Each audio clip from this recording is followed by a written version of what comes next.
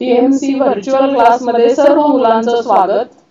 आज आपण विज्ञान 2 मधील ओळख सूक्ष्मजीवशास्त्राची हे प्रकरण अभ्यासणार आहोत। या प्रकरणाच्या आधी आपण 9वीला उपयुक्त सूक्ष्मजीव आणि उपयुक्त नसणारे सूक्ष्मजीव हे प्रकरण घेऊन आपण 9वीला त्याचा थोडाफार अभ्यास केलेला आहे। तिथे आपण पाहिलं की काही जे सूक्ष्मजीव असतात ते आपल्याला खूप फायदेशीर असतात आणि काही सूक्ष्मजीव जे असतात ते आपल्याला फायदेशीर नसतात, मग ते त्रासदायक असतात। आणि असे काही सूक्ष्मजीवांचा अभ्यास, उदाहरणार्थ ताकातील जे लॅक्टोबॅसिलस जीवाणू आहेत त्यांचा आपल्याला किती फायदा होतो हे आपण 9वीला अभ्यासलेलं आहे।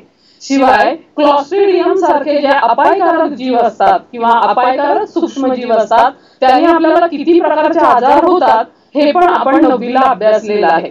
सूक्ष्मजीव म्हणजे काय आणि ते कसे उपयोगी किंवा कसे निरुपयोगी हे आपण पाहिलेलं आहे आणि त्याचाच पुढचा भाग या वर्षी आपण ओळख सूक्ष्मजीवशास्त्राची मध्ये आणखीन काही त्या सूक्ष्मजीवांपासून आपल्याला कशा प्रकारे फायदा होऊ शकतो आणि कशा प्रकारे आपण त्यापासून औद्योगिक फायदा किंवा काही पदार्थ जे आहेत ते आपल्याला काही काळ टिकवायचे असतील तर त्यांचा कशा प्रकारे आपण फायदा घेऊ शकतो हे आपल्याला या प्रकरणात बघायचंय।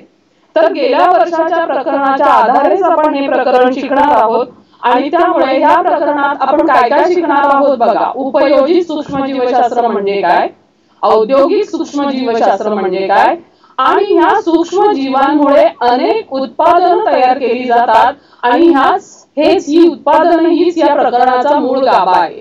आणि ही जी उत्पादनं आहेत ती आपल्याला एवढी प्रचंड प्रमाणात या प्रकरणात दिलेली आहेत की आपल्याला एका प्रकरणात हे पूर्ण प्रकरण कव्हर एका पिरियड मध्ये करता नाही येणार। त्यासाठी मग मी 2 पार्ट मध्ये आपण ही उत्पादनं शिकणार आहोत। जी काही आपल्याला माहितीची उत्पादनं आहेत, घरगुती उत्पादनं की ज्यांचा वापर आपण दररोजच्या जीवनात करत असतो ती आज आपण बघूयात। आणि काही औद्योगिक उत्पादनं आहेत की ते पदार्थ टिकवण्यासाठी हे सूक्ष्मजीवांचा वापर केला जातो। ती सर्व जी उत्पादनं आहेत ती आपण पुढच्या पिरियड मध्ये बघूयात, कारण एकाच वेळेला आपण ही सगळी जर घेत बसलो तर आपल्याला बराच वेळ लागेल आणि त्यासाठी आपण ह्या प्रकरणाचे 2 पार्ट मध्ये विभाजन केलेलं आहे।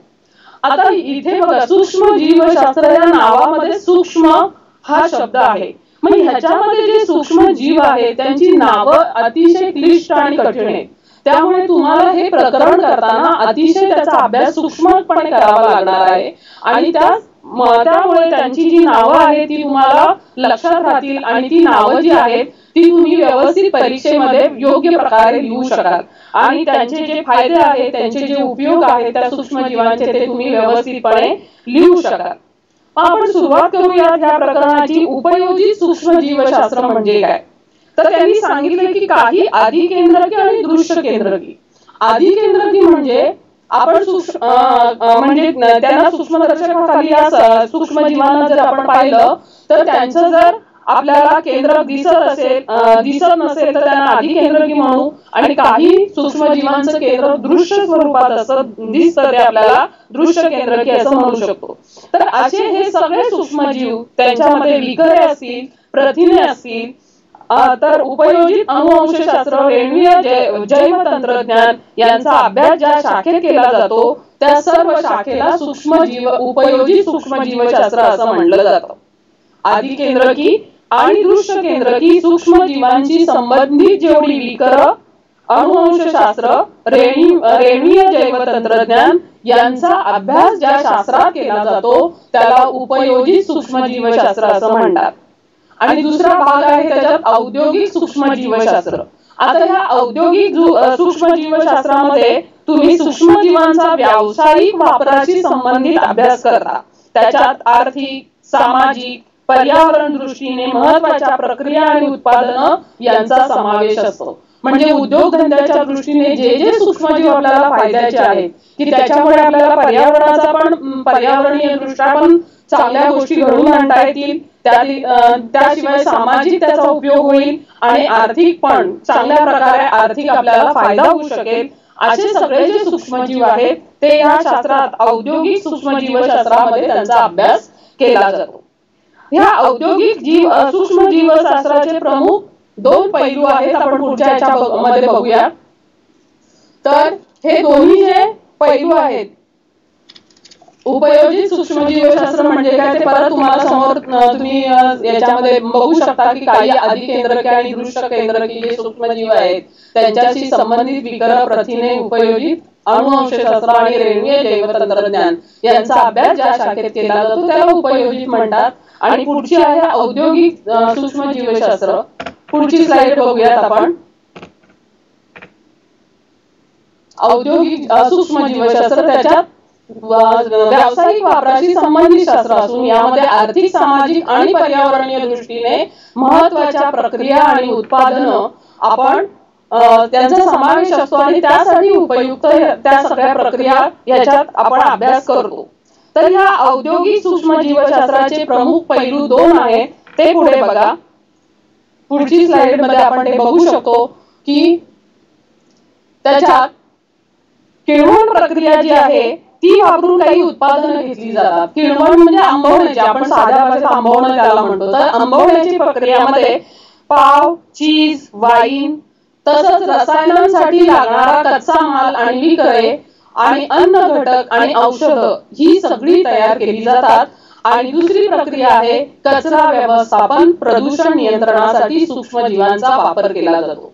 आता ही जी किण्वन प्रक्रिया आहे हे सगळे पदार्थ आपण कशा प्रकारे बनवणार आहोत ते तुम्हाला उत्पादनामध्ये त्याचा सर्वांचा अभ्यास करायचा आहे. आणि शिवाय कचरा व्यवस्थापन आणि प्रदूषण नियंत्रणासाठी सूक्ष्मजीव कशा प्रकारे वापरले जातात तर ते पण आपण या प्रकरणात बघणार आहोत.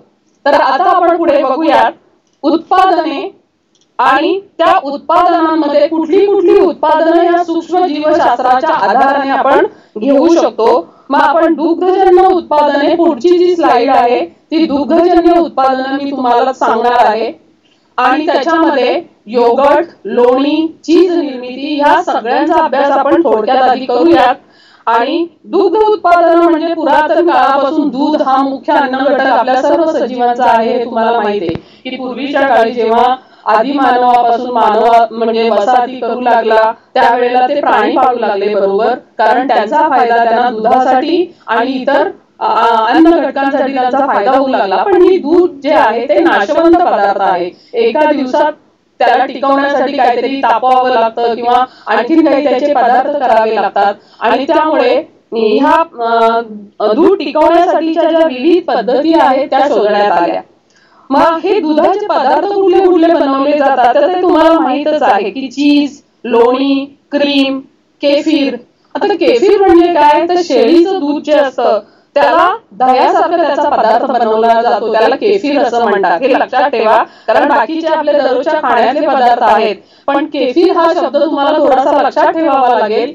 केफीर म्हणजे शेळीच्या दुधापासून दह्यासारखा एक पदार्थ बनवला जातो त्याला केफीर म्हणतात. तसंच आपण दही हा दररोज वापरणारा आपला पदार्थ म्हणजे शब्द आहे. पण योगर्ट, योगर्ट हा एक शब्द आपण नेहमी वापरत राहतो. आणि योगर्ट म्हणजे विरजण वापरून केलेले दही.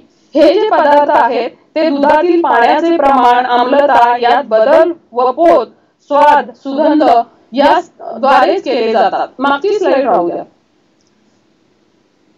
तर ही जी दुग्धजन्य पदार्थ आहेत हे बनवले जातात. त्याच्यात मी काय सांगितलं, पाण्याचं प्रमाण, त्याची ऍसिडिटी, आम्लता म्हणजे ते जास्त आंबट किंवा जास्त कडवट होता कामा नये याची काळजी घेतली जाते.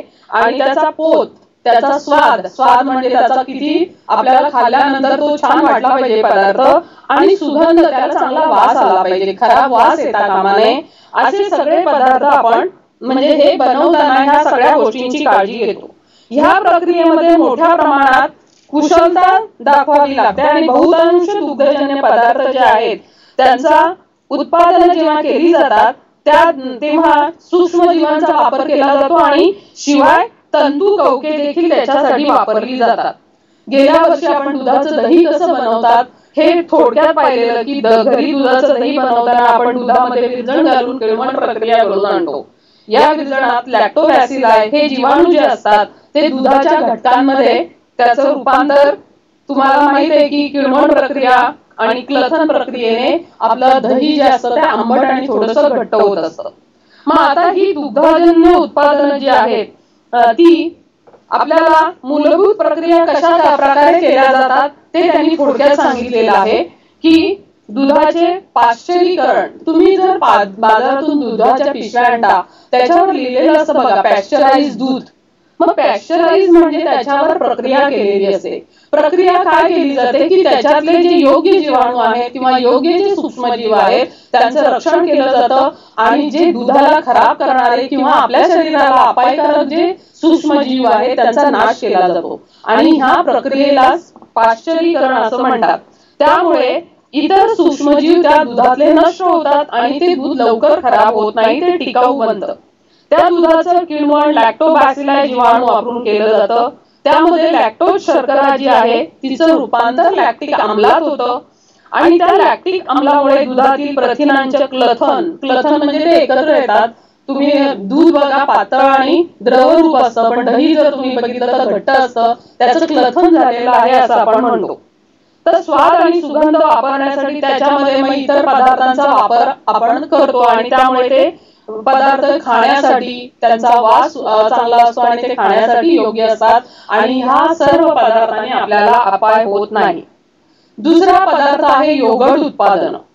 आता ही योगर्ट उत्पादनं कशा प्रकारे केली जातात त्याची कृती थोडक्यात तुम्हाला पुस्तकात दिलेली आहे की दुधात प्रथिनांसाठी दुधाची पावडर मिसळणे, दूध तापवणे, कोमट करणे या सगळ्या प्रक्रिया केल्या जातात आणि त्याच्याशिवाय त्याच्यात काही उपयुक्त सूक्ष्म जीवांचा वापर केला जातो. त्यांची नावं आहेत स्ट्रेप्टोकोकस थर्माफिलस आणि लॅक्टोबॅसिलाई डेल्ब्रुकी. हे दोन जे सूक्ष्मजीव आहेत त्याचं एकाच एक प्रमाणात योगर्ट उत्पादन तयार करताना त्यांचा वापर केला जातो आणि हे मिश्रण त्या दुधाच्या पदार्थांमध्ये टाकले जातात. स्ट्रेप्टोकॉकस लॅक्टिक आम्ल तयार करतात आणि प्रथिनांचं जेल बनवून दही घट्ट होते आणि दुसरं लॅक्टोबॅसिलस ऍसिडिटी अल्डिहाइड बनवतात, दह्याला विशिष्ट स्वाद येतो.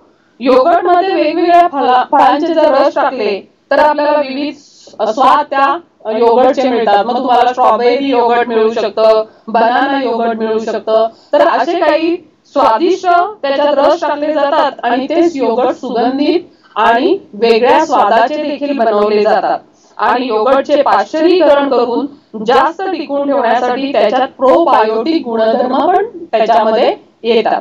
तर अशा प्रकारे आपल्याला ते जे योगर्ट आहे ते उत्पादन म्हणजे दूध टिकाऊ तर बनतंच, शिवाय ते स्वादिष्ट बनतं, आपल्या शरीरासाठी ते अपायकारक होत नाही आणि शिवाय सुगंध आणि वेगवेगळ्या स्वादाचं दही. कारण दररोज जर आपल्याला कुणी दररोज दही खा म्हटलं तर आपल्याला कंटाळा येतो, पण ते जर कुणी म्हणाले स्ट्रॉबेरीचं दही आहे किंवा स्ट्रॉबेरी योगर्ट खाता का, बनाना योगर्ट आहे, चॉकलेट योगर्ट आहे, असं लहान मुलांसाठी जर आपण देत राहिलो तर खूप त्यांना मजा वाटते आणि मग असं पौष्टिक खाणं जे आहे ते सर्व लोकांपर्यंत पोहोचवलं जातं. म्हणजे दूध जे आहे ते खराब होणाऱ्या पदार्थापासून असे टिकाऊ पदार्थ बनवण्यासाठी अशा प्रकारच्या अतिशय महत्वाच्या सूक्ष्मजीवांचा वापर केला जातो. आता इथे तुम्ही जे शब्द बघितले सूक्ष्मजीवांची नावं जी बघितली ती बघा जराशी कठीण आहेत लक्षात ठेवायला, पण तुम्ही सतत जर त्यांची प्रॅक्टिस केली तर तुम्ही ती सहज लिहू शकता. कारण हे जे शब्द आहेत ते महत्वाचे आहेत आणि ते तसेच्या तसे लिहिणं शास्त्रीय भाषेत ती उत्तर असणं गरजेचं आहे. स्ट्रेप्टोकोकस थर्माफिलस आणि लॅक्टोबॅसिलाई डेल्ब्रुकी हे योगर्ट बनवण्यासाठी अतिशय महत्वाचे सूक्ष्मजीव आहेत. त्यांना तुम्ही जेव्हा पुस्तक वाचाल किंवा महत्वाचं नोट म्हणून कराल तेव्हा त्याच्यामध्ये अंडरलाईन करा. त्यांचं एकाच एक प्रमाण योगर्ट बनवताना वापरलं जातो. योगर्ट शिवाय आपण बटर पण हल्ली खूप प्रमाणात खाल्लं जातं. मग ह्या बटरचे पण दोन प्रकार आहेत, स्वीट क्रीम आणि कस्टर्ड. असं बटर म्हणजे आपण पूर्वीच्या काळी घरी जे बनवायचो त्याला लोणी म्हणायचो. आता ते बाजारात मोठ्या प्रमाणात उत्पादित असतं आहे ते किंवा वेगवेगळ्या कंपन्या असे बटर बनवतात. ती जे लोणी आहे ते आपण बऱ्याच प्रमाणात खातो कारण आपल्याला ब्रेड बटर, त्यानंतर हे जे बटर आहे ते बऱ्याचशा इतर पदार्थांमध्ये पावभाजी वगैरे तुम्ही करता तेव्हा त्याच्यात वापरता. मग ह्या बटरचा बराच भाग आपण घरी जर बनवलेलं असेल तर ते जास्त टिकाऊ नसतं, ते लगेच आंबट होण्याची किंवा अजून ते खराब होण्याची म्हणजे शक्यता असते. पण हे बाजारचं जे लोणी आहे ते योग्य प्रकारे सूक्ष्म जीव वापरून तयार केलेलं असल्यामुळे ते टिकाऊ असतं आणि ते आपल्या शरीरासाठी पण हेल्दी असतं. त्यामुळे हे लोणी जे आहे ती लोणी बनवण्याची प्रक्रिया देखील केली जाते. पुढचं आहे चीज निर्मिती. आता ही जी चीज निर्मिती, चीज पण आता हल्ली खूप प्रमाणात खाल्लं जातं. पूर्वीच्या लोकांना ते माहित पण नसेल, पण आता प्रत्येक गोष्टीमध्ये चीज लागतं. मग आता ही चीज तयार करण्याची कृती काय आहे, तर गाईच्या दुधापासून चीज बनवलं जातं आणि प्रमुख त्याच्यात रासायनिक व सूक्ष्मजैविक परीक्षण त्याचं आधी पहिल्यांदा करतात त्या गाईच्या दुधाचं. त्या दुधात लॅक्टोबॅसिलस लॅक्टिस, लॅक्टोबॅसिलस क्रिमोरोसिस आणि स्ट्रॉप्टोकॉकस थर्मोफिलस आणि वेगवेगळे रंग मिसळतात आणि त्यामुळे ते चीज तयार केलं जातं. दुधाला आंबटपणा येतो, दह्यातील पाणी काढून टाकले जाते आणि ते घट्ट करणे ही प्रक्रिया केली जाते. पूर्वी जनावरांच्या अन्नमार्गातून मिळालेले रेनेट हे विकर वापरत असत. त्यामुळे जनावरांमधलं रेनेट विकर वापरत असल्यामुळे ते मांसाहारी चीज समजलं जाईल. पण हल्लीच्या काळी आपल्याला प्रोटो एज नावाचं कवक हे विकर आपण वापरून चीज बनवू शकतो. आम्हाला या चीजला शाकाहारी चीज असं म्हटलं जातं. कुठलं तर हल्ली प्रोटी एज हे कवक वापरलं जातं आणि त्याच्यापासून चीज बनवलं जातं आणि हे चीज जे आहे ते शाकाहारी चीज म्हणून ओळखलं जातं. तसंच दुधातून सगळं पाणी जे आहे, दह्यातून पूर्ण पाणी काढून टाकतात आणि मग ते घट्ट करणं, कापणं, धुणं, रगडणं, मळणं आणि त्याच्यात वेगवेगळे स्वाद आणि रंग मिसळणं आणि ही प्रक्रिया मग त्याचे वेगवेगळे दाबून तुकडे व्यवस्थित आकाराचे करणं आणि ते स्टोअर करणं, ही सगळी प्रक्रिया चीज निर्मितीमध्ये केली जाते. आणि अशा प्रकारे हे चीज तुम्हाला मिळतं, बाजारात उपलब्ध असतं. ते टिकाऊ असतं, आपल्या शरीरासाठी फायदेशीर असतं, कारण ते अशा प्रकारच्या चांगल्या प्रकारे सूक्ष्मजीव वापरून ते टिकाऊ बनवलेलं असतं. आता तुम्हाला कधी कधी वाटेल की आपण पिझ्झा बर्गर वगैरे खातो, त्याच्यावर तुम्ही चीजचे वेगवेगळे स्प्रेड करता. तर हे जे चीज आहे ते हल्ली बऱ्याच प्रमाणात पाश्चात्य देशांमध्ये ते खाण्याचं जास्त प्रमाण आहे. तर तुम्ही ती काही चीजची नावं पण ऐकली असतील किंवा वाचली असतील. त्याच्यात चेडार चीज आहे, स्विस ब्लू चीज आहे, पिझ्झासाठी ते वापरले जातात. सँडविच मध्ये काय काय वेगवेगळे आणखीन चीज वापरले जातात, जसं गोट चीज आहे, हवाअर्थी आहे, पार्मेसान आहे, पेपर जॅक, मुनेस्टर आणि प्रोव्होलन असे वेगवेगळे चीजचे प्रकार तुम्हाला माहित असतील किंवा ऐकून माहित असतील. यांच्यामध्ये हे चीज जे आहेत त्यांच्यामध्ये थोडासा फरक असतो. काही घट्ट असतात, काही मऊ असतात. तर ते वेगवेगळ्या प्रकारचे, काही किस्ता येतात आपल्याला, तर काही त्यांचे वेगवेगळ्या प्रकारच्या चवीचे, रंगाचे, स्वादाचे असतात आणि त्यामध्ये वेगवेगळी रसायनं वापरून हे चीज तयार केले जातात. तर अशा प्रकारे चीज निर्मिती हा खूप मोठा उद्योग या सूक्ष्म जीवशास्त्राच्या मुळे आपल्याला मिळालेला आहे. आणि मग हे जे आपलं दूध आहे ते आपण जास्त काळ साठवून जरी ठेवू शकत नसलो तरी त्याची ही दुग्धजन्य जे उत्पादन आहे ती आपण बनवून ते चीज आपण सहज प्रकारे साठवून ठेवू शकतो. आणि आपल्याला अशा प्रकारे चीज, लोणी, योगर्ट अशी जी उत्पादनं आहेत त्याद्वारे आपण याचा फायदा आपण म्हणजे बऱ्याच काळासाठी त्या पदार्थांचा वापर आपण घेऊ शकतो. आता पुढे आपण बघूया, पुढची स्लाइड जी आहे ती प्रोबायोटिक्स म्हणजे काय. तर प्रोबायोटिक्स म्हणजे हे देखील दुग्धजन्य पदार्थ आहेत. पण आधीचे जे दुग्धजन्य पदार्थ पाहिले आपण, लोणी आणि चीज वगैरे, त्याच्यात ऍक्टिव्ह जीवाणू नव्हते, क्रियाशील जीवाणू नव्हते, तर ते जीवाणूंचा वापर करून ते पदार्थ बनवले गेले होते. पण प्रोबायोटिक्स जे आहेत त्याच्यामध्ये विशेष करून ऍक्टिव्ह जीवाणू किंवा क्रियाशील जीवाणू असतात आणि ह्या क्रियाशील जीवाणूमुळे हे प्रोबायोटिक्स जे आहे ते अतिशय फायदेशीर होतात. त्याच्यात कोणते कोणते असतात क्रियाशील जीवाणू, त्यांची नावं त्यांनी दिलेली आहेत. लॅक्टोबॅसिलस, ऍसिडोफिलस, लॅक्टोबॅसिलस केसी या प्रकारचे जीवाणू त्याच्यामध्ये वापरले जातात आणि हे ते ऍक्टिव्ह स्थितीत असल्यामुळे ही प्रोबायोटिक्स जी उत्पादनं आहेत ती अतिशय फायदेशीर असतात. या प्रोबायोटिक उत्पादनांमध्ये योगर्ट आहेतच, म्हणजे प्रोबायोटिक योगर्ट. आधी आपण पाहिलेले ते साधे योगर्ट होते, याच्यात प्रोबायोटिक योगर्ट आहेत. केफीर आहे, केफीर मी तुम्हाला मगाशी सांगितलं की ते दह्यासारखाच एक पदार्थ असतो, फक्त शेळीचं दूध वापरलं जातं. सोअरक्रूट म्हणजे कोबीचं लोणचं ते आहे. डार्क चॉकलेट, मिसो सूप, लोणची वेगवेगळी, तेल, कॉर्न सिरप, कृत्रिम स्वीटनर्स आणि शिवाय काही सूक्ष्म शैवाल, त्याला नीलहरित शैवाल समुद्री खाद्य म्हणून ती वापरली जातात. तर ही सगळी प्रोबायोटिक्स उत्पादनं आहेत. त्यांचे फायदे मात्र महत्वाचे आहेत. ते अतिशय महत्वाचे फायदे आपण बघूया, त्यांनी दिलेले आहेत. आपण त्या चित्रात ते प्रोबायोटिक्स त्यातले जे जीवाणू आहेत ते कशा प्रकारचे दिसतात ते तुम्हाला तिथे त्या चित्रात दाखवलेलं आहे. गेल्या वर्षी आपल्याला माहिती आहे की आपण 9वीच्या याच्यामध्ये ताकातले काही थेंब घेऊन एक स्लाइड बनवली होती आणि त्या ताकातील थेंबांमध्ये आपल्याला हालणारे असे जीवाणू बघितले होते आणि ते लॅक्टोबॅसिलस होते. आपण हा एक छोटासा प्रयोग प्रयोगशाळेत केलेला, ज्यांनी केला असेल त्यांना आठवत असेल त्या विद्यार्थ्यांना, की ताकामध्ये काही स्ट्रेनर टाकले जातात, त्यामुळे त्या जीवाणूंना, खरं तर ताक पांढरं असतं पण त्या जीवाणूंना स्ट्रेनर टाकल्यामुळे त्यांना रंग प्राप्त होतो, ते निळाशा रंगाचे दिसतात. आणि जेव्हा आपण सूक्ष्मदर्शकाखाली त्या ताकाच्या थेंबाचं निरीक्षण करतो तर आता ज्या आकृतीत तुम्हाला समोर दिसतात प्रोबायोटिक्स मधले जीवाणू, तसेच ते दंडगोलाकार लॅक्टोबॅसिलस जीवाणू तुम्हाला दिसून येतात ताकाच्या थेंबांमध्ये. तर यांचाच वापर करून ही प्रोबायोटिक उत्पादनं केली जातात. तर त्यांचे फायदे बघा. अन्न मार्गात उपयुक्त सूक्ष्मजीवांच्या वसाहती निर्माण करणे. आपलं जे अन्न मार्ग आहे, ओके, तर आपण बघितलं की प्रोबायोटिक्सचे फायदे मी तुम्हाला सांगते की आपल्या अन्न मार्गात ना काही जीवाणू असतात, म्हणजे आपल्या शरीरामध्ये ते असतात, पण काही त्या अपायकारक असू शकतात आणि त्यामुळे आपल्याला कधी कधी त्रास होऊ शकतो. पण आपण जर ही प्रोबायोटिक्स उत्पादनं खाल्ली तर आपल्या अन्न मार्गात सूक्ष्मजीवांच्या वसाहती, चांगल्या सूक्ष्मजीवांच्या वसाहती निर्माण करतात आणि आपल्या शरीरात जे हानिकारक सूक्ष्मजीव असतात चयापचय प्रक्रियेमध्ये त्यांचा ते नाश करतात. त्यामुळे चयापचय म्हणजे आपली पचन प्रक्रिया जी आहे ती, त्याचं संतुलन ते किंवा त्या प्रक्रियेवर नियंत्रण ही प्रोबायोटिक्स उत्पादनं करत असतात. आपल्या शरीराची प्रतिक्षमता वाढवतात. आता हा प्रतिक्षमता हा जो शब्द आहे तो आधी आपण खूप ऐकतोय सध्या, कारण आपली जर इम्युनिटी पॉवर आपण म्हणतो किती चांगली असेल तर आपल्याला करोना होणार नाही आपण सतत ऐकत असतो. मग आपली इम्युनिटी पॉवर म्हणजे प्रतिक्षमता वाढवण्यासाठी आपल्याला ही जी प्रोबायोटिक्स उत्पादनं आहेत, चांगल्या प्रकारची उत्पादनं, जर त्यांचं सेवन केलं तर आपल्याला त्यांचा फायदा होऊ शकतो.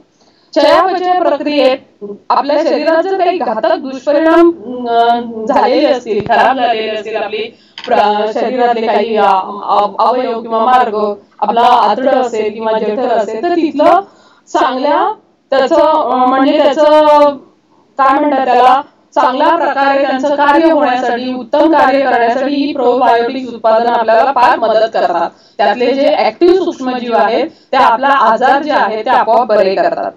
प्रतिजैवकांमुळे आपली अकार्यक्षम झालेला अन्न मार्ग जो आहे ते परत सक्रिय करतात. आता प्रतिजैवक म्हणजे आपण विविध प्रकारचे औषधं वगैरे घेत असतो आपल्याला काही आजार झाल्यावर, मग आपली पचन क्षमता जरा थोडीशी मजूर होते किंवा ती आपण चांगल्या प्रकारे आपल्या खाल्लेलं आपल्याला पचत नाही किंवा थोडंसं आपण डिस्टर्ब होतो आणि त्यावेळेला मग हे जे जीवाणू आहेत ती आपली जी कार्यक्षमता कमी झालेली असते आपल्या पचन पूर्ण यंत्रणेची ती व्यवस्थित करतात आणि अतिसारावर उपचार करण्यासाठी देखील हे जे जीवाणू आहेत, म्हणजे ही जर प्रोबायोटिक्स उत्पादनं जर आपण खाल्ली तर अतिसारासारखा आजार पण कमी होऊ शकतो.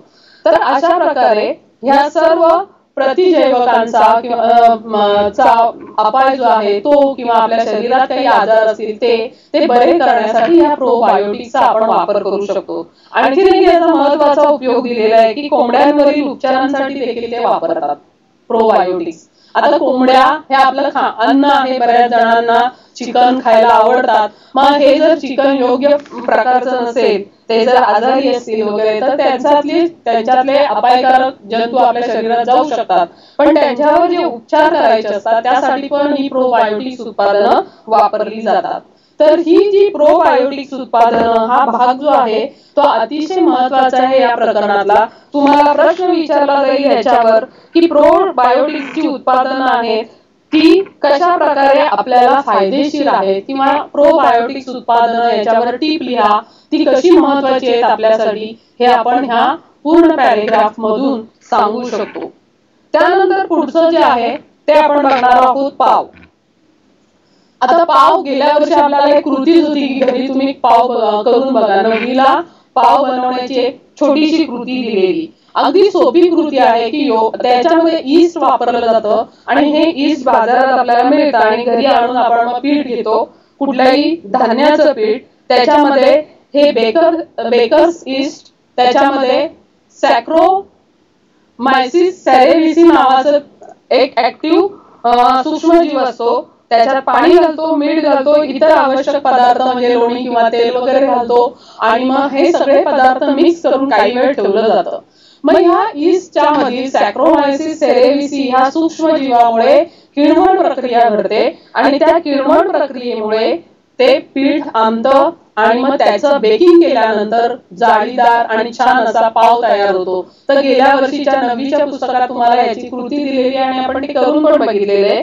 तर आता तुम्हाला माहिती आहे की हा पाव फुलून जाळीदार कसा होतो, तर किण्वन प्रक्रियेत कार्बन डायऑक्साईड CO2 तयार होतो आणि तो CO2 बाहेर पडत असताना पाव जाळीदार होतो.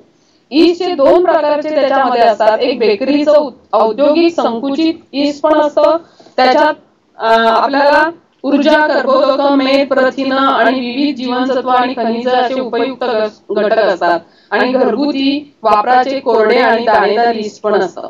पण व्यापारी जे वापरतात व्यावसायिक बेकरीचे ईस्ट ते अतिशय महत्वाचं असतं की त्याच्यामुळे आपल्याला हे सगळी जी जीवनसत्व, प्रथिन, मेद आहेत ते आपल्याला चांगल्या प्रकारे म्हणजे शरीराला जे उपयुक्त पदार्थ आहेत त्या ईस्टमुळे मिळत असल्यामुळे ते आपण वापरून हे जर पदार्थ बनवले तर ते आपल्याला हेल्दी असे पदार्थ आपल्याला मिळतात. तर ईस्ट वापरून बनवलेली ही उत्पादनं पौष्टिक होतात आणि खरं तर आपल्याला सांगितलं जातं की आंबवलेले पदार्थ किंवा पाव जास्त प्रमाणात खाऊ नये, पण आपण चांगल्या प्रकारचं पीठ, मैदा न वापरता गव्हाचं चांगलं पीठ किंवा इतर होलग्रेन्स वापरली आणि घरगुती पाव बनवताना पण जर आपण चांगल्या प्रकारचं ईस्ट वापरलं म्हणजे व्यावसायिक बेकरी उत्पादनातील जे ईस्ट असतं ते जर वापरलं तर हे सगळे जे योग्य घटक आहेत शरीरासाठी ते आपल्याला मिळू शकतात आणि त्यामुळे आपण चांगल्या प्रकारचं हेल्दी पाव किंवा पौष्टिक पाव आपण तयार करून तो खाऊ शकतो. त्यानंतर पुढचा जो उत्पादन आहे ते व्हिनेगार आहे. पुढची स्लाइड बघा. व्हिनेगार हल्ली चायनीज पदार्थ आपण बऱ्याच प्रमाणात खात असतो आणि त्यामुळे व्हिनेगार हा शब्द तुम्हाला माहित आहे, त्याच्यात तो वापरला जातो. सोया सॉस, व्हिनेगार हे सगळे पदार्थ किंवा नावं तुमच्या माहितीची आहेत. रासायनिक दृष्ट्या व्हिनेगार म्हणजे 4% ऍसिडिक आम्ल असतं, CH3COOH. ऍसिडिक आम्ल म्हणजे काय ते तुम्हाला माहित आहे आणि त्याच्यात पाणी टाकल्यानंतर त्याची जी स्ट्रेंथ आहे किंवा त्याचं जे माइल्ड त्याला केलं जातं, नॉर्मल केलं जातं आणि त्या नॉर्मल 4% ऍसिडिक ऍसिड त्याला म्हणतो आपण. तर ह्या व्हिनेगारचा उपयोग कशासाठी होतो? खाद्यपदार्थांमध्ये आंबटपणा आणण्यासाठी, लोणची, सॉस, केचप, चटण्या हे पदार्थ बनवण्यासाठी, वेगवेगळ्या फळांचे रस, मेपल सिरप, साखर कारखान्यातील ऊसाची मळी, मुळातील स्टार्च व कार्बनी पदार्थ, सॅक्रोमायसिस सेरेविसी या कवकाच्या साहाय्याने किण्वन करून इथेनॉल व अल्कोहोल मिळवले जाते आणि अशा प्रकारे हे व्हिनेगार जे आहे ते आपल्याला उपयोगी ठरतं. म्हणजे या व्हिनेगार बनवण्यासाठी सॅक्रोमायसिस सेरेविसी या कवकाच्या साहाय्याने ते बनवलं जातं आणि त्याचा उपयोग आपल्याला होतो. तर असं हे व्हिनेगार देखील सूक्ष्म जीवांपासून तयार केलेलं आहे. त्यांनी व्हिनेगार बनवण्याची एक छोटीशी कृती पण आपल्या पुस्तकामध्ये दिलेली आहे की इथेनॉल, ऍसिडोबॅक्टर, नंतर यांचं सगळ्यांचं मिश्रण सूक्ष्म जैविक अपघटन केलं जातं, त्याच्यात ऍसिडिक आम्ल आणि इतर उत्पादनं तयार होतात. मग हे ऍसिडिक आम्लाचं द्रावण जे आहे ते विरल म्हणजे त्याच्यात पाणी टाकलं जातं आणि त्यातून आपल्याला अशा प्रकारे एकदम साध्या स्वरूपात व्हिनेगार तयार होतं. त्यानंतर आणखीन एक पदार्थ पुढचा आपण बघूया, सोया सॉस. पुढची जी स्लाइड आहे तो सोया सॉस. हा पण तुमचा ऐकून माहित आहे की सोया सॉस हल्ली बऱ्याच ठिकाणी वापरला जातो. ह्याच्यामध्ये पण एक सूक्ष्मजीव हा सोया सॉस तयार करण्यासाठी वापरला जातो. सोया सॉस जो बनवला जातो ते गहू, तांदळाचं पीठ किंवा सोयाबीन यांचं सगळ्यांचं मिश्रण आणि त्याच्यात ऍस्पॅराजिलस ओरायजी नावाचं सूक्ष्म कवक आहे त्यांचा वापर करून किण्वन प्रक्रिया म्हणजे आंबवण्याची प्रक्रिया केली जाते आणि सोया सॉस बनवला जातो. तर ही जी सगळी उत्पादनं तुमच्या दररोजच्या पाण्यातली आहेत, माहितीतली आहेत, पण ती कशी तयार करतात हे तुम्हाला माहित नव्हतं. ही सर्व पदार्थ बनवण्यासाठी आपण सूक्ष्म जीवांचा वापर करतो हे तुम्हाला माहित आहे. आता सर्वात शेवटची आपण जी वेगवेगळी पेय बघतो ती पेय देखील, पुढची शेवटची स्लाइड बघा, की पेय निर्मिती याच्यात अनेक पेय, कोल्ड्रिंक्स तुम्ही बरेचसे पीत असता किंवा कॉफी पिता किंवा इतर काही वाईन, सिडार सारखे काही लिक्विड पदार्थ पीत असता, तर हे सगळे बनवण्यासाठी देखील सूक्ष्मजीव उपयोगी आहेत. तुम्हाला त्यांनी फळ दिले आणि या फळांवर कुठले सूक्ष्मजीव टाकल्यानंतर त्या कुठला रस तयार होतो, पेयाचं नाव त्यांनी एका तक्त्यामध्ये दिले, की पहिला जो आहे कॅफिया अरेबिका, त्याच्यात लॅक्टोबॅसिलाई ब्रुईस नावाचा सूक्ष्मजीव टाकला जातो. ह्या कॉफीच्या बिया आहेत आणि त्याच्यावर त्या टाकल्यानंतर फळातून बिया वेगळ्या करण्याचं हे सूक्ष्मजीव काम करतात आणि फळातून बिया वेगळ्या झाल्या की त्या सुकून मग त्याची कॉफी बनवली जाते आणि कॉफी सगळ्यांना आवडते, तुम्हाला माहिती आहे. दुसरा आहे थिओब्रोमा कॅको. तर हा कॅको याच्यात कॅन्डिडा, व्हॅन्ज्युएला, पिचिया आणि सॅक्रोमायसिस या नावाचे काही सूक्ष्मजीव टाकले जातात आणि त्यापासून परत फळातून कोको सीड जे असतात, तिथे खाली तुम्हाला चित्रात दाखवले बघा, कोकोच्या बिया किंवा कॉफीच्या बिया, कॉफीची फळं पण दाखवली आणि कॉफीच्या बिया पण दाखवल्या. तर ह्या कोकोच्या फळांमधून त्याच्या बिया वेगळ्या करण्यासाठी हे सूक्ष्मजीव वापरले जातात आणि कोको पावडर तयार होते. आता ही कोको पावडर आपण केक वगैरे साठी वापरतो, हे तुम्हाला सगळ्यांना माहिती आहे. पुढचं आहे द्राक्ष. द्राक्षामध्ये सेरोमायसिस सेरेविसी नावाचा सूक्ष्मजीव टाकला जातो. त्याची खाली आकृती दाखवली बघा आणि ते टाकल्यानंतर त्या द्राक्षाची आवण्याची प्रक्रिया होते आणि त्याच्यापासून वाईन तयार होते. आणि शेवटी सफरचंदाच असंच सेम सूक्ष्मजीव सॅक्रोमायसिस सेरेविसी टाकला जातो आणि त्याच्यात रसाचं आंबवण्याची किंवा किण्वन प्रक्रिया होते आणि सिडार नावाचं पेय तयार होतं. तर ही सगळी पेय तयार करण्यासाठी देखील आपल्याला सूक्ष्मजीव वापरावे लागतात किंवा त्यांचा वापर करावा लागतो.